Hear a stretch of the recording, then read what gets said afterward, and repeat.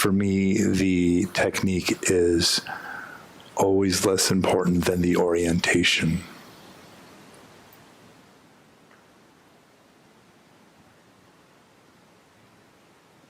I was watching an interview with a gentleman named Rick Rubin the other day, and he said, the worst thing that an artist or a creator can do is try to manage or control the interest of people who might be interested in their art, trying to control or manage or think, how am I going to get this demographic or that group or this group? And that's really, he was saying that is the opposite of what they should be doing. The goal of the artist, the creator, the prophet, the agent of change, is they reach deeply inside to their lived human experience in all its absolute unique beauty. And they bring it forth with trembling hands in this naive innocence. And they say, this is what it's like for me. And he was comparing it to an act of devotion. And that's so much the way I feel about our practice. You're not trying to fix yourself. You're not trying to make yourself conform to some model or schema or idea of what awakening should be like. And as much as I bang on about virtue, about cultivating goodness, acts of kindness, service, love,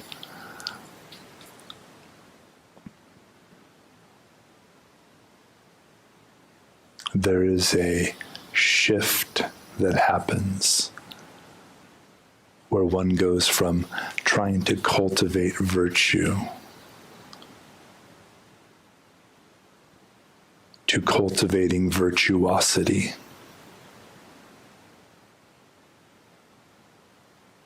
The dance goes from being halting and stuttering to being this open, spontaneous outflow of your very own heart in offering to the world around you. And for most of us, it has to begin with finding a safe place in our own heart, in our own body. This is the perfect place. The cushion, the bench, the chair, the quiet room, under a tree, in your car on your lunch break, wherever it is.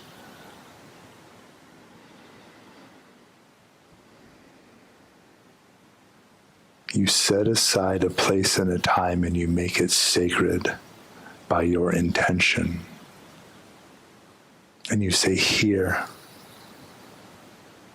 I put this moment here.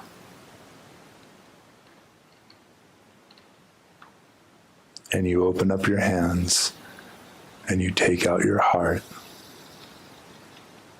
and you look at whatever's there. This isn't technique. This isn't doctrine. This isn't brute force.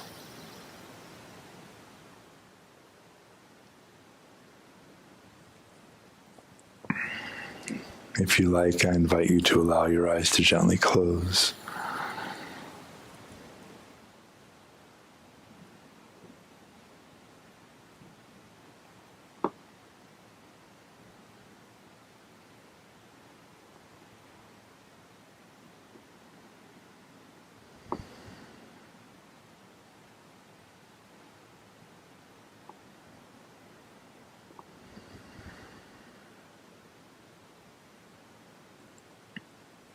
When we sit in this way, there's so many ways to formulate it or think about it.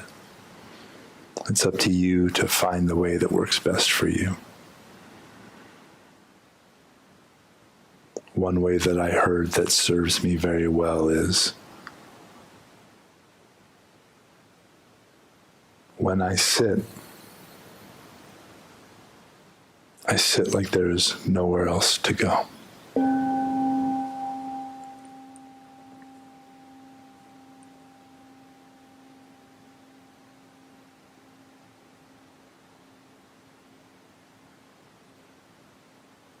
I sit like there is nothing else to do.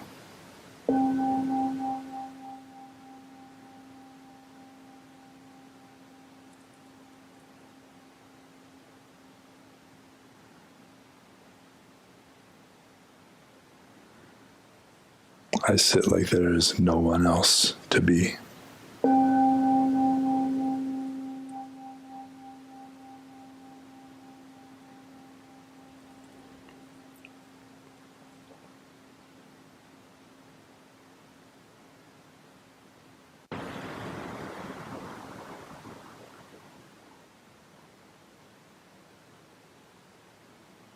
To begin, we just notice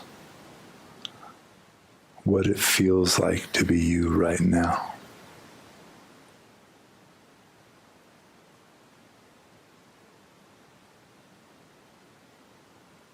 And if you notice any preference, feel free to just let it go in favor of just meeting what is.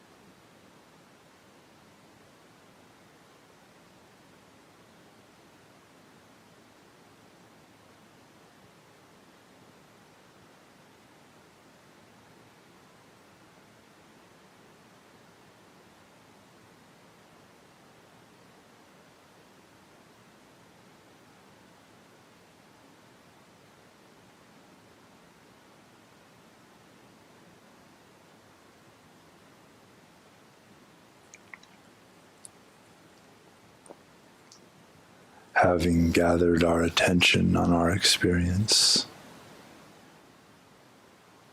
and every single one of us is having an absolutely unique, utterly irreplaceable experience.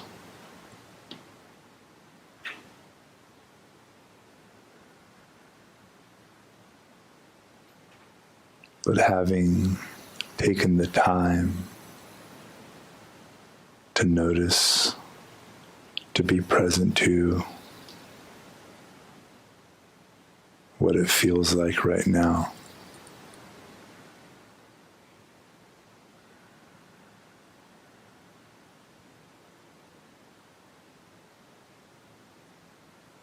I invite you in a gentle way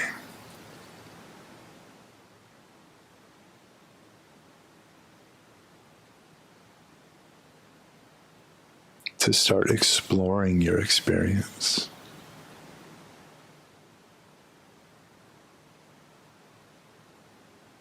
And of course, the sound of my voice is just another sound in the room. So you are welcome, of course, to follow your own investigation, but I offer you these kind of simple prompts.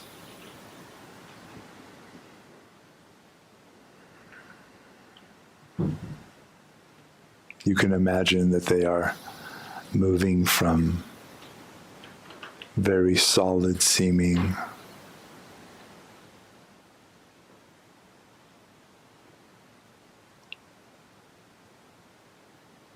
experiences or points of contact to more and more subtle.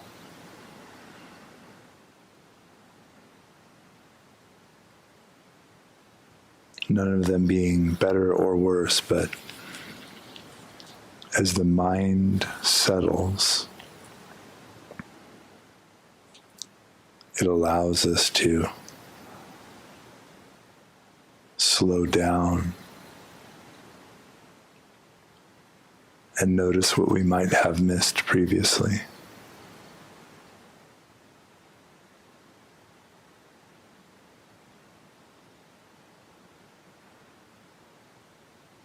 So beginning with any point of contact on the surface of your skin, maybe your feet on the ground, and then maybe even noticing everything happening in your feet and ankles. Temperature, friction, contact, gravity.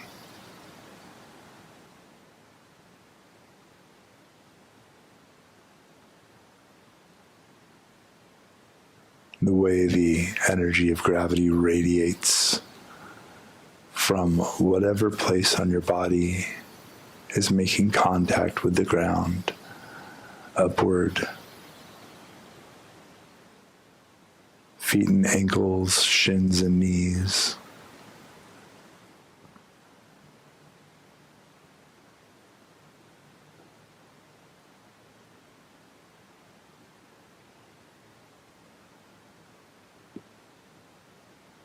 Perhaps noticing the backs of your thighs, sit bones or buttocks on the cushion or chair or bench. And that solidity, that stability. Remembering Ajahn Chah always saying, all of nature, this whole earth, every tree and plant and animal and your own body is constantly preaching this Dhamma.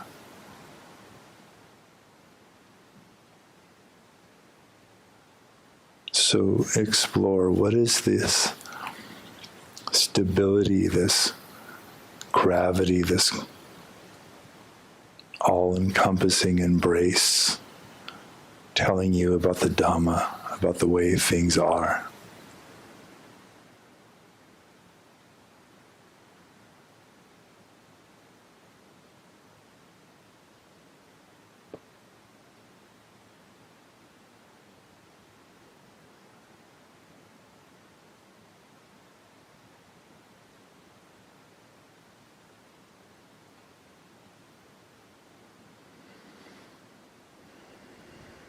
And coming up from your sit bones and pelvis, the spine rising like a great tall tree.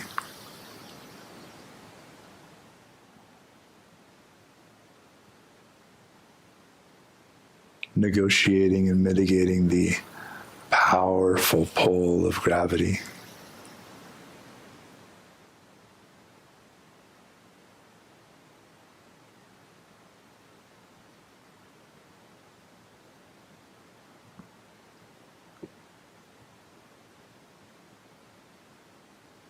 And when we lean too far forward or too far back or left or right, the forces that we have to contend with multiply. But when we find that balance point in perfect alignment, it becomes effortless, natural.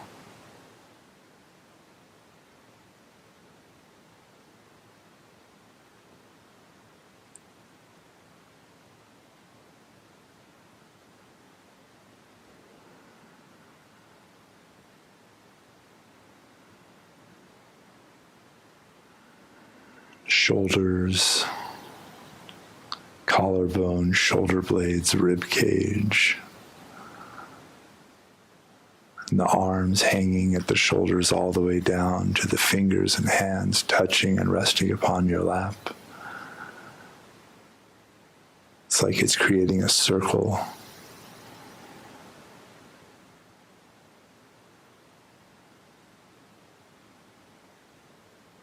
And following the line of the spine up through the neck to the skull.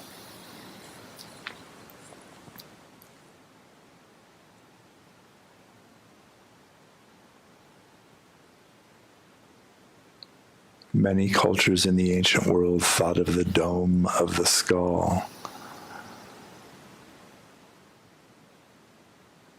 like the dome of the sky, the open field of all experience.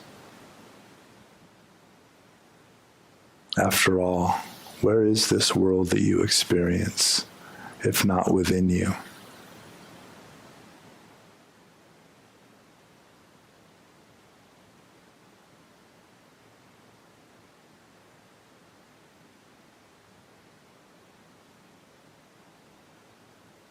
And all the while, the breath flows in and flows out.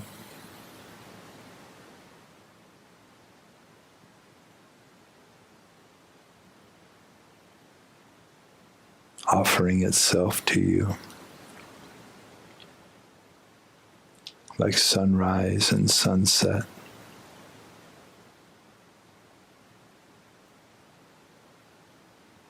Like tides flowing in and flowing out. Like birth and death.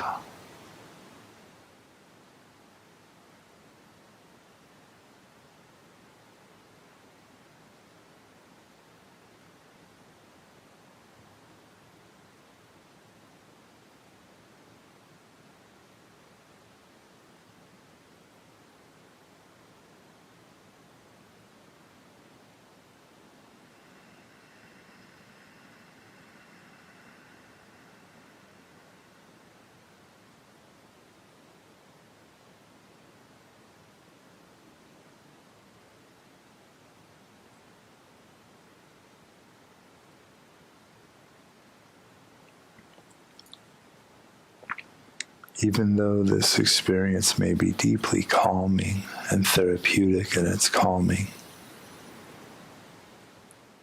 I invite you to remember the view that calm is not the goal. The calm is a window, a lens through which we can view clearly whatever presents itself to be known.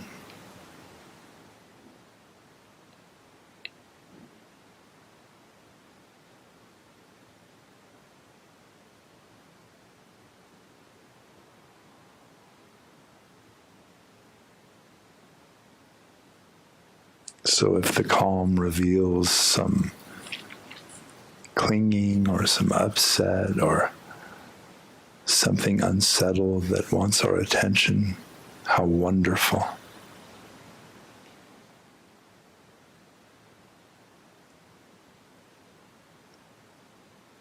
The calm and stability of your body and breath becomes a beautiful place to meet whatever is unsolved, unresolved in our hearts.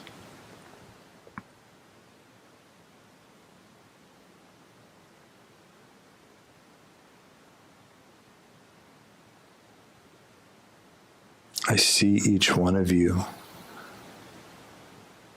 within your heart like a calm and beautiful room, receiving all of the visitors coming and going in your precious heart, with no need to turn anyone away or make anyone stay.